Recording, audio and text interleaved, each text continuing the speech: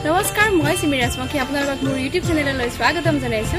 আৰু বহুত দিনৰ পৰা ৰিকুৱেষ্ট থাকে আজি ভিডিঅটো মই শুটিং কৰিব আহিলো গতিকে খুব কম সময়ৰ ভিতৰত আপোনালোকৰ আগত উলিয়াই দিম আশা কৰোঁ সকলোৱে যাতে ভিডিঅটো আকোৱালি লয় আৰু শ্বেয়াৰ কৰে আৰু মোৰ চেনেলটো